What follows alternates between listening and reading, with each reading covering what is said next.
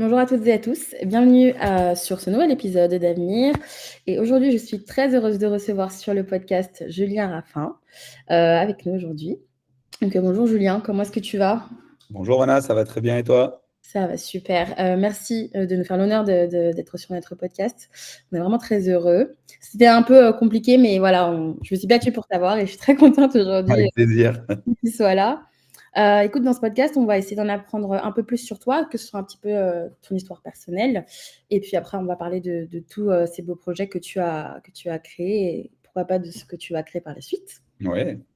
Est-ce que déjà on peut commencer voilà, par une petite introduction? Est-ce que tu peux nous expliquer ton histoire? D'où est-ce que tu viens? Quelles étaient tes premières influences? D'où est-ce que tu as grandi? Ok. Du tout. Bah, écoute, tout a commencé il y a 40 ans, parce que j'ai 40 ans. J'habite sur Bouillargues, un petit village à côté de Nîmes, dans lequel en fait j'ai toujours habité. Et je vais vous raconter un petit peu mon histoire. Donc moi j'ai eu, on va dire, une scolarité assez banale. Moi je suis TDAH hyperactif, donc quand je dis banal, j'étais tout le temps puni en fait, j'ai tout le temps piqué, tout le temps collé. J'arrivais pas à tenir en place, je m'ennuyais, mais parce que mon père était très à cheval là-dessus. Enfin, moi, je suis issu d'une famille, on va dire, très populaire. Et pour mes parents, faire des études, c'était un petit peu la façon dont on allait avec mon frère, mon petit frère, peut-être nous en sortir, en tout cas mieux gagner nos vies. Et donc, mon père était très dur là-dessus. Et en fait, j'ai fait 2 bac+5 à l'École supérieure de commerce de Toulouse et un master stratégie économie sur les métiers du sport à Grenoble. Mais ça a été vraiment un concours de circonstances. En fait, je ne savais pas quoi faire. Euh, j'ai fait un bac ES parce que enfin, la philo et le français trop poussé, ça me gonflait. Donc, je m'appelle. Je n'ai pas fait S parce que j'étais un âne en physique, en chimie, j'y voyais aucun sens, et en bio. Et du coup, j'ai atterri en ES. Donc, suite à ça, j'ai fait un DUT gestion entreprise administration. Et j'ai découvert à ce moment-là le marketing. Et c'est la première fois qu'il y avait OK. une matière qui commençait à me plaire. Ensuite, j'ai fait un IAE management technico-commercial. Et là, j'ai découvert la négociation et la vente. Et j'ai commencé à vraiment aimer ce que je faisais. Et puis, pareil, je ne savais pas quoi faire après. Et finalement, j'ai intégré l'École supérieure de commerce de Toulouse. Et moi, en fait, je suis ultra passionné de foot depuis que je suis petit. J'entraîne mon fils au foot encore aujourd'hui, mon grand qui va avoir 10 ans. Et je voulais rentrer dans. En fait, mon rêve, c'était rentrer dans le service marketing aux communications de l'Olympique de Marseille. C'était vraiment la finalité du truc. Voire même dans un club ou une fédé francophone. Et c'est pour ça que j'ai fait un Master 2 à Grenoble. En fait, je me suis aperçu que c'était un secteur hyper bouché et que sans piston, on ne pouvait pas faire grand-chose. Et par la force des choses, comment je suis rentré dans l'immobilier et dans l'entrepreneuriat, parce que c'est nullement par rapport à des influences dans ma famille, parce que j'ai personne dans ma famille qui a fait de l'entrepreneuriat à quelque niveau que ce soit, ni dans mes amis. J'étais un dimanche soir à Grenoble, j'allais passer mes partiels, et je suis tombé sur un zone interdite ou un capital, je ne sais plus, sur une personne qui faisait de l'immobilier à Dubaï. Ça, c'était en décembre 2006. En fait, pour la première fois, j'ai vu une personne qui bossait, qui était épanouie, ce qu'on appelle un entrepreneur. Je suis familier à ça, ça fait 17 ans aujourd'hui, mais à ce moment-là, je ne l'étais pas du tout. Et j'ai pris contact avec lui dès que je suis rentré à Toulouse, après mes partiels, et j'ai commencé à m'intéresser à l'immobilier à Dubaï. Il m'a proposé des plans d'investissement sur Palm Jumeirah, donc à ce moment-là, c'était en pleine construction. Moi, je n'avais pas d'argent forcément. Donc, de ça, je me suis intéressé à l'immobilier à l'international et j'ai fait des études de marché des différents pays. 4 mois après, j'en ai en Bulgarie. J'ai investi 50 000 euros en Bulgarie en faisant des prêts étudiants. Donc, parce que je n'avais pas d'argent, donc j'ai fait des prêts étudiants, enfin bref, avec deux, trois trucs faux voilà, pour avoir accès aux prêts. J'ai emprunté 50 000 euros. J'ai acheté 7 601 mètres carrés de terrain en Bulgarie. Et j'ai fait 2 autres prêts en même temps de 50 000 aussi sur la même semaine. Et j'ai acheté mon premier appartement à Nîmes, sur lequel je me suis fait royalement avoir. Voilà, j'ai par un agent immobilier. C'était incroyable. Et je suis devenu entrepreneur par l'immobilier en Bulgarie. De ce terrain-là, j'ai commencé à en parler autour de moi. J'en ai vendu 2 ou 3 autour de moi. Et puis, j'ai créé un site internet. Et 2 ans après, je devenais le premier intermédiaire francophone d'immobilier en Bulgarie. Donc, j'étais passé à Capital, à 100% Mac, enfin, des trucs plutôt cool. Et en 2010, il y a eu la grosse crise en Bulgarie. Puis la Bulgarie, c'est les pays de l'Est et l'étranger, c'est particulier. J'ai voulu recentrer Mhm. mon business en France. Et en fait, moi, mon agence immobilière en France, la base, groupe C2I, je l'ai ouvert le 2 janvier 2008. Donc, j'ai vraiment découvert l'immobilier et l'entrepreneuriat par la Bulgarie. Et en fait, j'ai jamais été salarié. Enfin, j'ai eu 3 jours et demi de salariat, mais ce n'était pas fait pour moi. J'ai démissionné le jeudi midi. Je pense que ce sera les 3 seuls jours et demi de ma vie de salariat. Et j'ai ouvert ma première entreprise en France, qui était finalement ma deuxième entreprise parce que j'avais ouvert en Bulgarie au départ.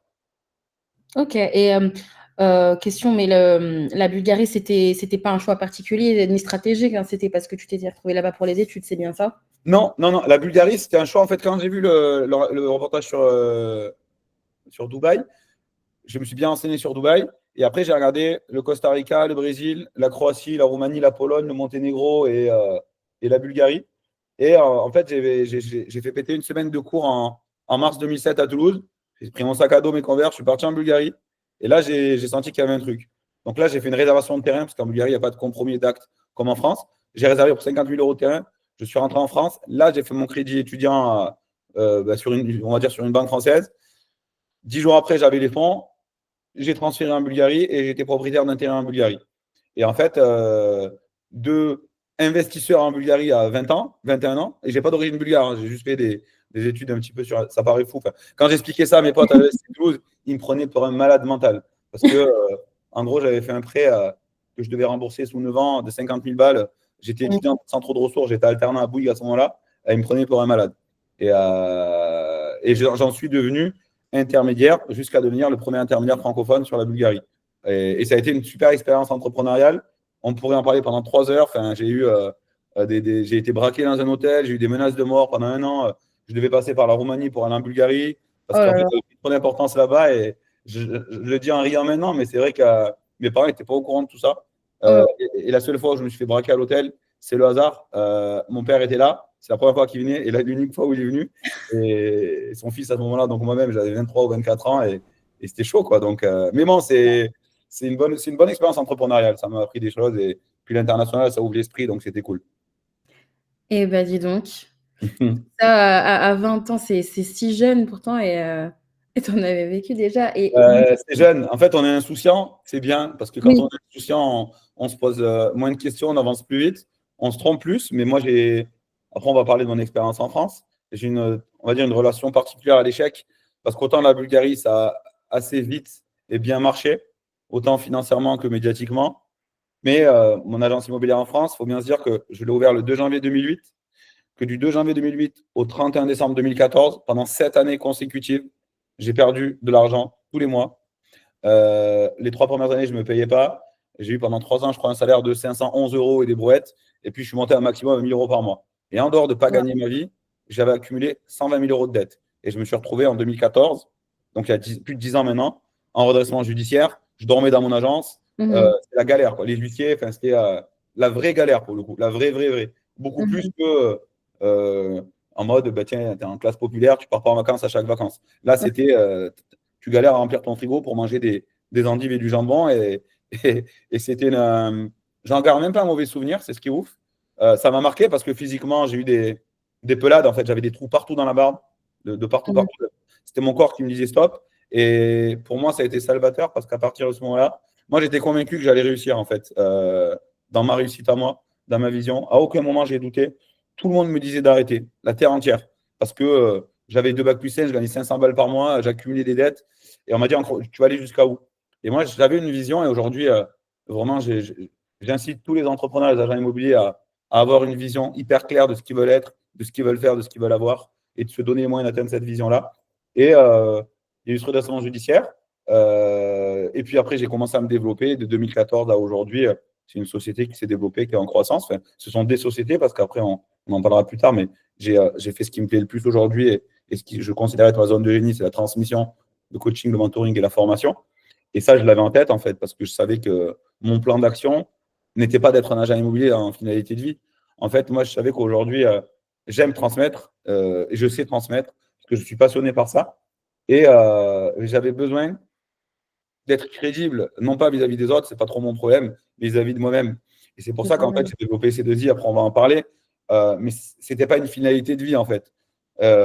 C'était une étape pour continuer un parcours qui est, moi, c'est pas un parcours entrepreneurial, c'est un parcours d'un homme en fait. Oui. On va dire, je m'accomplis en priorité par mes enfants, mais à titre perso, en construction en tant qu'homme, par l'entrepreneuriat. Donc, c'est vraiment étroitement lié à ma vie perso et c'est un petit peu Alors, j'ai pris les chemins, je pense, les plus sinueux possibles, mais ça permet de plus apprécier quand les choses tournent un petit peu à son avantage, on va dire. Ouais. C'est clair que tu devais savourer chaque petite victoire. Ouais, Qui... c'est ça. Mm. Et ça me permet déjà d'être à l'aise quand je parle avec des conseillers qui sont en échec ou qui n'arrivent pas, de Mm. pouvoir être, de pouvoir tu vois, les foudroyer, quoi, leur dire les mecs, je sais ce que c'est. Enfin, c'est temps de galère. Si vous voulez vous amuser à ça, j'en connais pas beaucoup qu'on fait autant dans l'IMO, à se dire tu vends 2 biens par an tellement que tu es nul parce que j'étais pitoyablement nul et c'est clair. Je me remettais pas en question, c'est toujours la faute des autres. Et en fait, en 2014, je me suis beaucoup mis dans le développement personnel, dans sa globalité. Donc, j'ai vraiment appris à travailler mon mindset, chose que j'enseigne aujourd'hui, où je pense être, en tout cas dans notre profession, dans notre industrie immobilier, reconnu Mm. en partie sur cette thématique-là. Et j'ai compris que tout partait de ma tête. Je n'avais pas un manque de compétences, j'avais les compétences. Et les compétences, c'était d'affiner certaines choses. Mais je n'étais pas calibré à avancer comme je devais avancer. Je n'avais pas de vision bien établie. Et j'avais beaucoup de manquements qui m'amenaient à l'auto-sabotage. Et donc à échouer d'année en année. Alors que je me disais, je vais y arriver. Mais comme je ne changeais pas mon comportement, je n'y arrivais pas. Ce qui est forcément logique. Et donc, donc, il y a eu la période 2008-2014. 2014, qu'est-ce qui se passe? Tu as eu un déclic, tu t'es intéressé au développement personnel. Et de là, pour toi, est-ce que c'est une sorte de renaissance, un rebond? Ouais, ben, c'est ça. En fait, ce qui se passe, en gros, c'est qu'en redressement judiciaire, en gros, tu es au tribunal de commerce. Et c'est la toute dernière étape avant ce qu'on appelle la liquidation. Donc, c'est ta boîte, c'est fini, quoi. Tu pars au Pôle emploi, tu n'as pas d'aide. Il faut se dire qu'aujourd'hui, franchement, être entrepreneur en France, il faut avoir un courage de dingue. En gros, il n'y a que des inconvénients. On est des malades mentaux. Enfin, tu parles à des entrepreneurs. Moi, je pense que c'est une addiction. Franchement, on est des espèces de camés de l'entrepreneuriat. Euh, Tu prends en rationnel ce que tu gagnes, ce que tu perds à 99%, tu es perdant en tout point de vue. Tu n'as aucune sécurité. Quand tu es dans la merde, tu es tout seul. Quand tu réussis, tu es aussi tout seul. Donc, il n'y a pas grand-chose à gagner. Mais je pense que c'est un chemin de vie, c'est un truc qu'on a dans les tripes qui est viscéral et qui nous rend heureux quand on est entrepreneur. Ce qui s'est passé, c'est quoi? C'est que quand tu as le redressement judiciaire, en gros, tu as un an d'observation et tu dois avoir les résultats sur lesquels tu t'es engagé. Sinon, il coule ta boîte. Et moi, la chance que j'ai eue, c'est que j'avais plus de confort possible. J'avais plus le choix. Soit je réussissais, soit je coulais. Il n'y avait plus d'option B. Et ça, aujourd'hui, j'ai appris que quand une personne a un plan B, elle n'est jamais à 110%. Elle a tout le temps un espèce de frein à main, conscient ou inconscient, qui ne lui fait pas avancer. Donc, Mhm. quand j'ai plus le choix, ben, j'ai fait. J'ai eu les chiffres qu'il fallait faire. J'ai aussi, donc, j'ai commencé à mettre dans le dev perso. J'ai aussi, moi, accéléré à titre perso mes formations. J'ai été me former à ce moment-là avec Mike Ferry, un peu plus tard, qui était considéré comme le plus grand coach et formateur immobilier au monde. Ok. Donc, j'ai en Italie et en Belgique pour me former. J'étais à découvert le 2 de chaque mois, mais j'investissais plus de 1 000 € par mois dans ce coaching-là. Donc, j'ai compris qu'il y avait un lien étroit entre l'investissement que tu fais sur toi et ta réussite. Et puis, mon chiffre d'affaires a commencé à se développer. J'ai commencé à avoir des chiffres d'affaires qui soient, je dirais, très cohérents. Je faisais après des productions à titre perso de l'ordre de 300 000 €, ce qui équivaut à peu près une trentaine de ventes annuelles. J'ai dupliqué ces méthodes de travail à des salariés qui ont eu des très bons résultats. Donc, j'ai ouvert une deuxième, une troisième agence. En 2019, en 2017, dans ma tête, je me suis dit, OK, nous, il faut savoir que le groupe C2I, la boîte que j'ai créée, on a été la première structure de France à créer le modèle hybride. C'est-à-dire qu'on a été hyper avant-gardiste et pionnier. Euh, En fait, ça faisait un moment que sur les réseaux sociaux, je pense que ça devait être en 2017-18. Moi, je faisais des vidéos déjà en me disant que j'étais juste agent immobilier à Bouillard à ce moment-là. Voilà, aujourd'hui, il n'y a aucun intérêt à faire des guerres de clochers, ce que j'appelais entre les mandataires et les agences immobilières. Tu vois, on fait le même Ok. métier. On a, en fait, c'est exactement pareil. C'est une question de comment je veux faire le métier. Et puis, je recevais des trucs, ouais, tu es un utopiste, de toute façon. Je dis, OK, moi, je vais vous montrer que je vais créer une boîte où j'aurai des mandataires et des agences tradis. Donc, je lance le projet au mois d'avril 2019. Donc, en fin 2000, on était 3 à ce moment-là, donc on était minuscule. Fin 2019, on est 29 conseillers, tous des conseillers déjà en activité qui nous rejoignent par ma vision, mon leadership et par la façon dont je peux les amener à se développer qu'entrepreneur et qu'être humain. On est en bonne croissance. Vient le confinement en 2020. Ouais, Et en fait, là, je me suis dit, waouh, comment, et ça, c'est vraiment une doctrine que j'ai, c'est un mode de vie. Hein. À l'instant T, quand Macron il annonce, moi, il faut savoir, je ne regarde jamais les infos. Oui, ce que j'ai changé aussi en 2014, c'est que ça fait à peu près 10 ans maintenant que je ne regarde aucune info. Je suis au courant de rien. Ni journal, ni télé, ni radio. Jamais. Je ne veux rien savoir parce qu'il n'y a rien qui m'intéresse. C'est pas de l'information. Pour moi, c'est de la désinformation qui amène les gens à se craindre, à se détester, à avoir des croyances limitantes. Et je sais que ça fait très mal à l'état d'esprit. Et moi, je me suis créé un univers qui est mon univers où je suis inerte à tout ça. Donc là, pour une fois, j'avais regardé les infos. Je dis, putain, je me suis couché, ça va être chaud. Et puis d'habitude, moi, je visualise, j'affirme, après, je le fais. Et là, je me couche, je me dis, OK, tu as vécu des années galères, tu en es sorti. C'est pas ce truc-là qui va faire que tu vas fermer, quoi. Et j'ai affirmé, c'est une opportunité, c'est une opportunité, c'est une opportunité. Le lendemain matin, je me connecte sur Zoom, j'ai mes 29 conseillers, je leur dis, les gars, c'est une opportunité, vous inquiétez pas, je n'avais pas encore capté laquelle. Et puis, tout de suite, je me suis dit, OK, là, aujourd'hui, tu as tous les conseillers immobiliers de France qui sont bloqués devant leur ordinateur. Et ben, tu vas pitcher matin, midi, soir, la nuit, montrer quitter ce que tu peux amener au monde de l'immobilier. Et en fait, de 29 conseillers, je recevais des. Franchement, je ne sais pas, il y a eu des journées, j'avais plus de 10 candidatures de conseillers déjà en poste dans d'autres structures qui voulaient venir chez moi. Sauf que moi, ouais. à ce moment-là, j'avais une agence à Bouillard dans mon village et une assistante. On n'était pas structuré pour faire un réseau national et je refusais les candidatures externes. Fin 2020, on est 100. Fin 2021, on est 200. On développe une licence de marque. Après, on est monté à 250 conseillers, une quinzaine d'agences immobilières. On a été les réseaux en France avec la plus grosse croissance en 2020 et 2021, je crois. On a fait un x5 en effectif, puis un x2. On était dans le top 1 réseau de mandataires en France en volume de conseillers.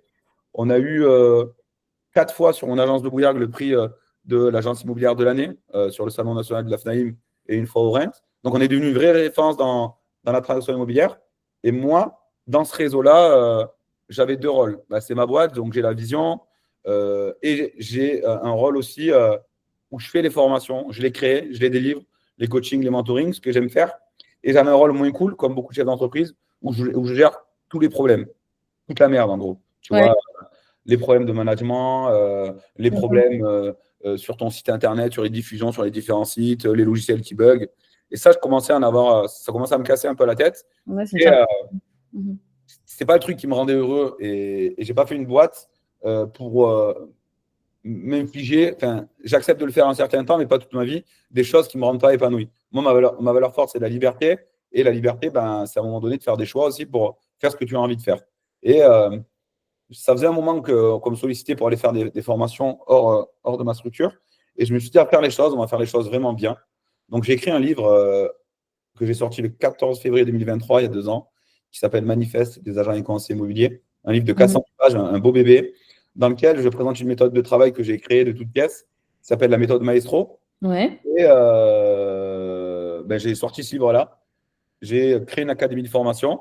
Et aujourd'hui, ben maintenant, j'accompagne et je fais de la formation pour différentes structures en France, sur une académie, sur une année, sur des formations à la journée, sur du coaching mentoring individuel pour des top profils, pour des coaching mentoring de groupe dédiés uniquement aux directeurs d'agence ou aux chefs d'équipe dans les réseaux de mandataires.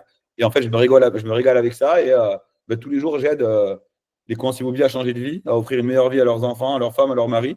Parce que une meilleure vie matérielle en tout cas, et une meilleure vie organisationnelle parce que je leur apprends à être efficient, à faire plus de chiffre d'affaires, à travailler plus intelligemment, à se protéger via une organisation, via de l'exclusivité, à des directeurs d'agence d'apprendre à recruter. Et je me régale en fait. J'apporte de la valeur au quotidien et je trouve que c'est franchement, on va dire, une fonction qui est hyper noble et qui a du sens pour moi, qui apporte des résultats et je kiffe quoi, au quotidien. Tu vois, moi, je me définis vraiment comme même pas comme un entrepreneur, mais moi, dans mes conférences, je me définis comme un artiste et comme un kiffeur à temps plein, en fait. C'est-à-dire que je fais que du kiff et de la créa et des choses qui me plaisent, en fait. Je ne réfléchis pas comme les autres personnes que je connais en grande majorité dans l'industrie, où c'est que des tableaux, de la renta, des machins comme ça. Moi, je suis un petit peu à part de tout ça et c'est vraiment une notion ouais, d'apporter de la valeur, de changer la vie de centaines de conseillers immobiliers, de kiffer et d'avancer, quoi, tout simplement.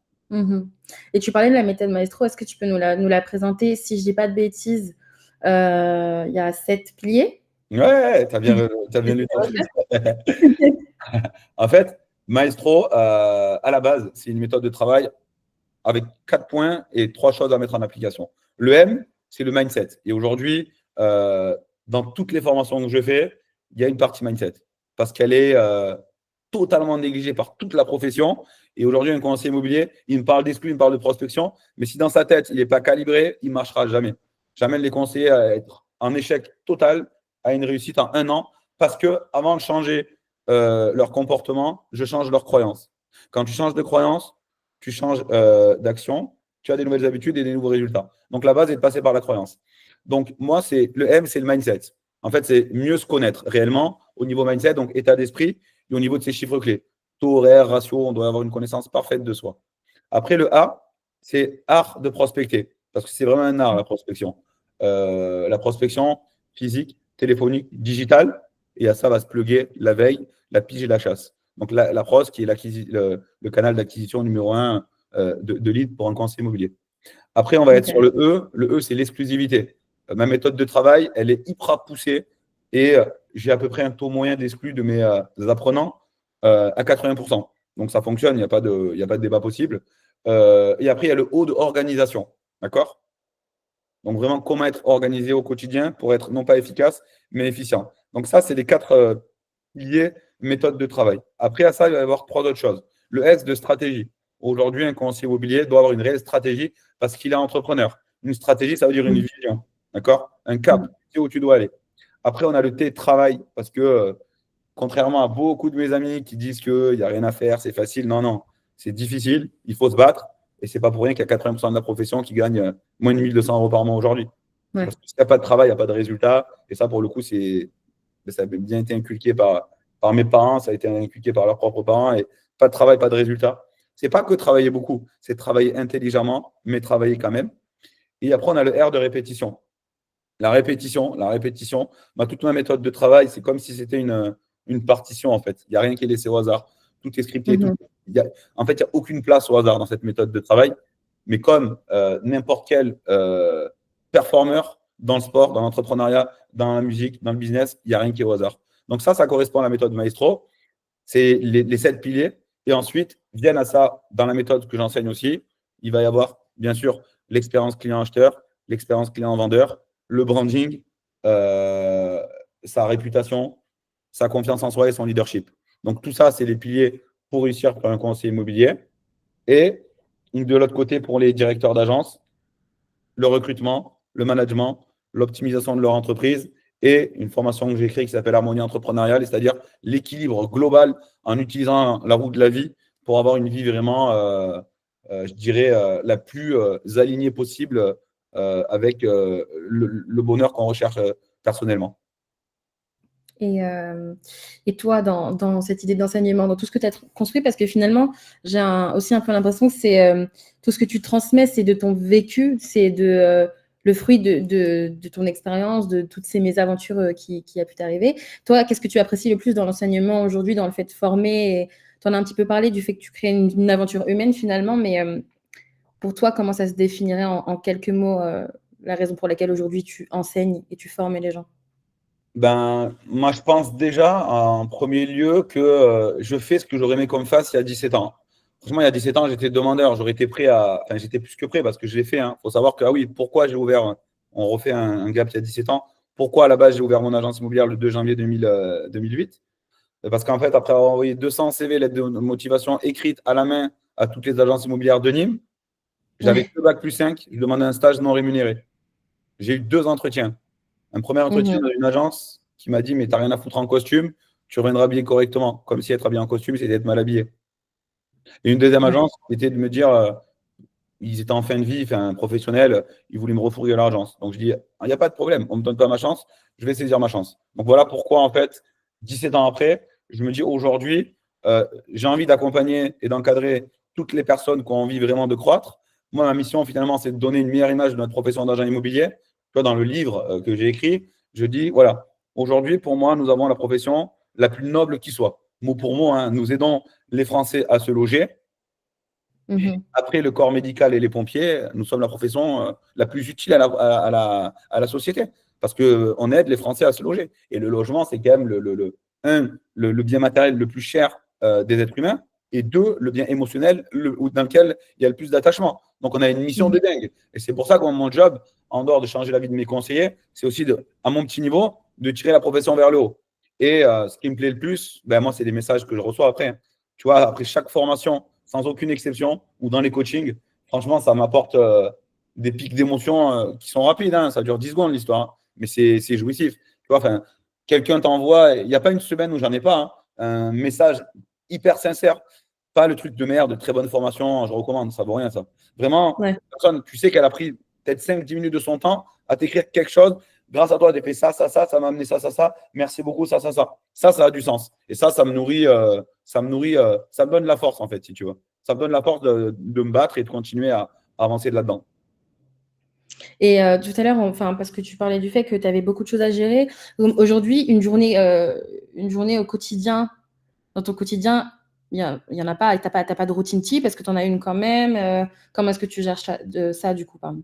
J'ai une routine type parce que j'ai tellement de choses à faire. Et moi, comme je t'ai dit, je suis TDAH hyperactif. Donc, j'ai dû m'imposer une discipline qui est 10 fois plus importante qu'un être humain lambda. Alors, le gros avantage qu'on a quand on est TDAH hyperactif, c'est qu'il y a deux gros avantages. Un, j'ai 1000 fois plus d'énergie que la plupart des personnes qui sont sur cette planète. Ce qui veut dire que quand tu es en formation avec moi, autant te dire que tu prends Space Mountain, sauf que tu ne payes pas la place à Disney, ça va hyper vite. Donc, je garde, et j'ai tellement de passion dans ce que je fais que ça touche en dehors de la qualité du contenu. Et deux, c'est on est des êtres créatifs. Donc, moi, j'ai 1 million de projets en tête. Tu vois, le livre, j'ai jamais voulu être écrivain. C'est parti d'un délire. Après, on n'a pas parlé de quelque chose, on en parlera après. C'est l'Eventimo, l'événement que j'ai créé et que j'organise depuis 6 ans, qui est un événement dinguissime. On va en parler après. Mais ça, c'est sorti d'un délire dans ma tête. J'ai créé ça. Donc, moi, ma force, c'est que je suis créateur de contenu en mode boulimique, sans arrêt. Mais il faut que je me cadre. Donc, pour ça, j'ai une routine. Tu vois, le lundi matin, c'est management avec mes équipes. Tous les lundis matins, c'est bloqué. J'ai une visio avec tout mon réseau. Ensuite, point avec l'équipe, tes salariés. Et ensuite, point individuel avec mes salariés. Le mardi matin, je travaille mes réseaux sociaux. Le mercredi, je fais ma pros. Le jeudi, idem. Ma FIDE, mon suivi client. Le vendredi, création de contenu formation. Donc, toutes mes matinées sont structurées. L'après-midi, j'ai mes rendez-vous, mes visios X, Y, Z. Moi, comme je te dis, je suis papa de 3 enfants. Quand je n'ai pas mes enfants, moi, ma journée, c'est qu'en gros, je me lève, je suis au bureau à 7 h du mat et je rentre à 20, 21 ou 22 h. Donc, en fait, je travaille franchement, une journée de 12 heures, c'est de 12 heures actifs. C'est mes plus petites journées, il n'y en a quasiment jamais. Ça oscille plutôt à 16, 17 parce que j'aime ce que je fais. En fait, pour moi, ce n'est pas du travail. Et quand je suis avec mes enfants, par contre, ou au foot avec mon fils ou dans mes loisirs, c'est encore autre chose. Mais là, pour le coup, ouais, vu de l'extérieur, les gens vont dire t'as pas de vie. Mais moi, en fait, ça me va très bien. Je ne me vois pas rentrer chez moi à 18 h pour regarder des trucs de Hanouna ou je ne sais pas ce qu'il y a à la télé. Ça me rendrait barjot et malheureux. Donc, ouais, une journée, c'est beaucoup de travail, hein, beaucoup de travail au quotidien. Le matin et le soir, j'essaie de faire de la créa, tu vois, de formation, de guide. J'ai des podcasts, de plein de choses. J'ai un projet de tournée de formation que j'annoncerai là en avril, après les 28 mois, un truc cool, un nouveau délire que je vais faire. Mais ouais, c'est beaucoup de travail, tu vois, là. Hein. J'ai sous mes yeux ma routine. J'ai un truc que j'ai appelé qui est très simple, tu vois, routine réussie de Julien. Ce que j'ai à faire, ma pros, ma fidée interaction, voilà, scolairement. J'ai mes projets en cours. Tout est hyper structuré, en fait. Et il n'y a que grâce à ça que j'arrive à y voir clair. Et pour pouvoir avancer vite, j'ai besoin d'y voir clair. Je pense que je passe au moins 2 ou 3 heures par semaine à faire, à défaire, à replanifier pour vraiment pouvoir me dire je pars à fond dans mes projets. Je ne me trompe pas de focus. Je ne travaille pas sur le projet qui me fait plaisir, mais celui sur lequel je dois travailler. Et en fait, c'est constamment une discipline et une rigueur que je m'impose en autodiscipline finalement.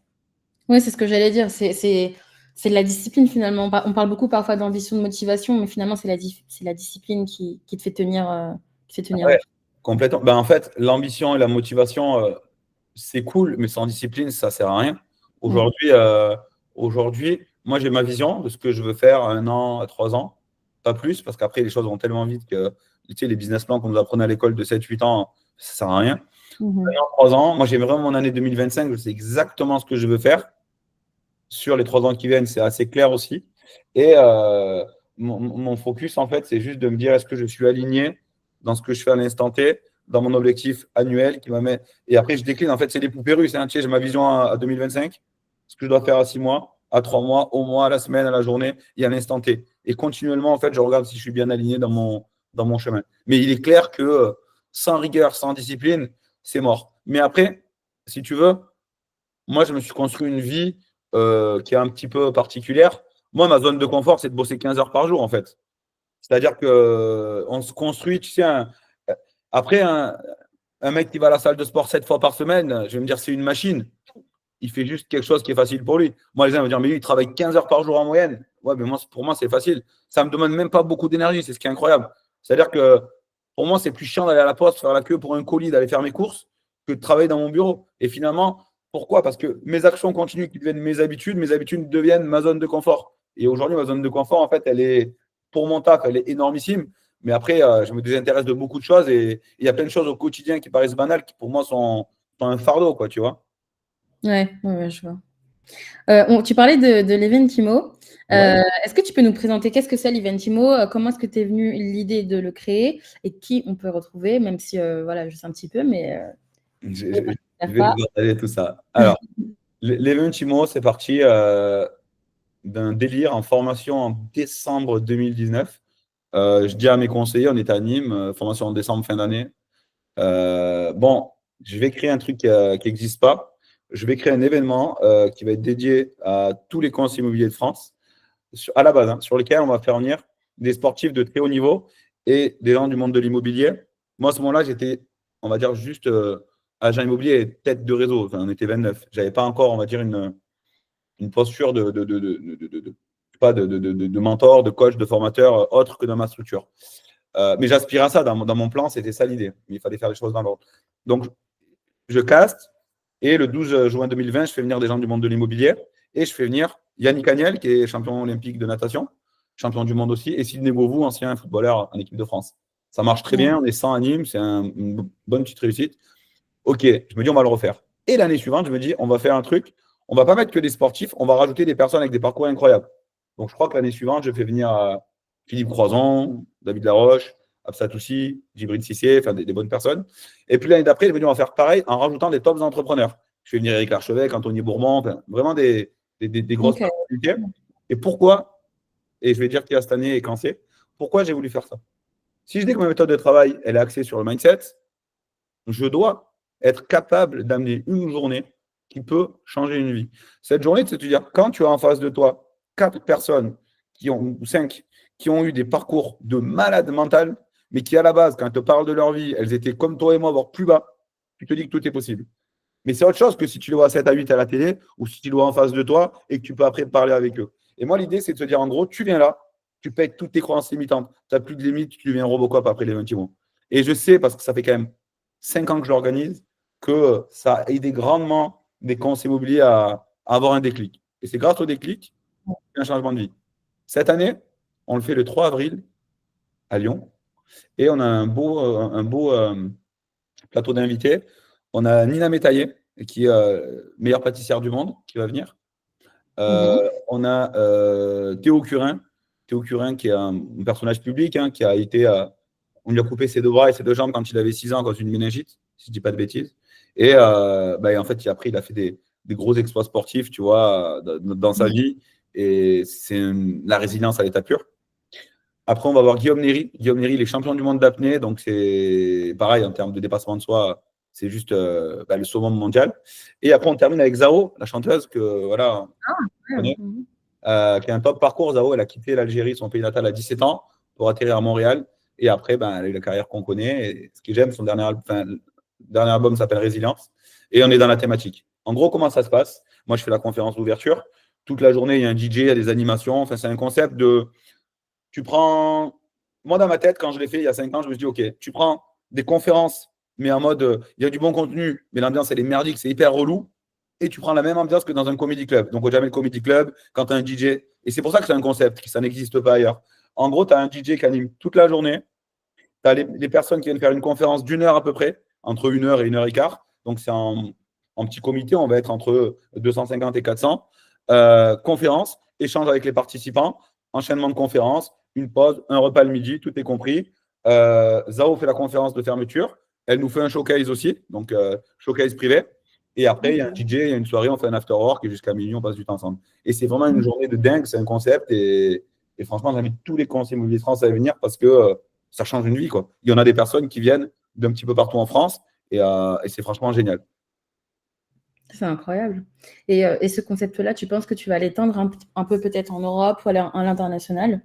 Non, honnêtement, je pense même que ce sera peut-être, voire très probablement, la dernière édition cette année.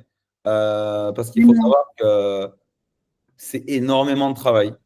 Ouais. Énormément. C'est-à-dire, on book tout en direct. Moi, tous les intervenants, c'est moi qui les ai bookés en direct. En les traquant, réseaux sociaux, des courriers, en trouvant. Bref, voilà. C'est du temps, de l'énergie. Un intervenant, quand il vient comme ça, coûte extrêmement cher. Et aujourd'hui, pour pouvoir rentabiliser un événement comme ça, il faudrait qu'il y ait 1000 conseillers qui viennent. Ouais. On était à 250 participants l'an dernier. Moi, 250 participants, on est à peu près au point de rupture. Et en fait, c'est vraiment un trop gros investissement en temps, en énergie, en argent, en focus par rapport aux résultats qu'il y a derrière. Donc, je me dis, je vais passer à autre chose. En tout cas, probablement pour 1, 2, 3 ou 4 ans, on verra plus tard. Si je veux le maintenir et le cranter, je dois changer de nom. Et en fait, j'en fais un événement mindset entrepreneur global. Sauf que aujourd'hui, et c'est ce que j'apprends tous les jours aux personnes que j'ai en formation, en coaching ou en mentoring, il faut être focus. On ne peut pas être partout. Donc, moi aujourd'hui, je veux amener Maestro au sommet de la formation et du mentoring en France. Je veux vraiment être considéré comme la personne qui apporte le plus de valeur au conseil immobilier, quelle que soit leur structure, leur réseau. Et ça se fait par Maestro. Ça se fait par les formations. Ça se fait par. Je vais lancer une tournée de formation dans quelques mois où je vais aller à la rencontre de différents. Dans plein de villes pour franchement pas cher du tout. Et je vais aller dans des salles de cinéma. Je vais faire des formations en mode formation en conférence à des conseillers IMO. Voilà, je veux faire ça en fait. On va dire, je veux me rapprocher de ma cible et donner l'accès à tout le monde. Ça va coûter 49 euros pour une journée de formation que je facture normalement 3000, tu vois, c'est mes tarifs. Donc, c'est l'idée d'offrir à tout le monde la possibilité aussi de grandir, comme j'aurais aimé qu'on le fasse, parce que moi, il y a 17 ans, je ne pouvais pas mettre 3000 euros dans une formation, pas du tout. J'aurais pu mettre 49 euros si ça avait existé. Et voilà, je veux m'amuser sur la tournée de formation, j'ai plein de choses. Je dois développer mes équipes aussi. Et il y a des belles choses à faire dans ce métier-là, mais je dois avoir un focus établi et je dois faire des choix. Et c'est pour ça que je vais vraiment clôturer, je pense, en tout cas à court terme, l'Event IMO cette année, donc le 3 avril à Lyon. Ok. Bah, ça risque d'être marquant, du coup, j'imagine. Je pense que ça va me secouer un peu, ça va me créer des émotions parce que c'est quand Ouais. même beaucoup, beaucoup de travail et beaucoup de venir en 6 ans. Donc, ça va être un moment. Ouais. Tu parlais un peu de projection pour l'avenir, c'est justement le thème de ce podcast.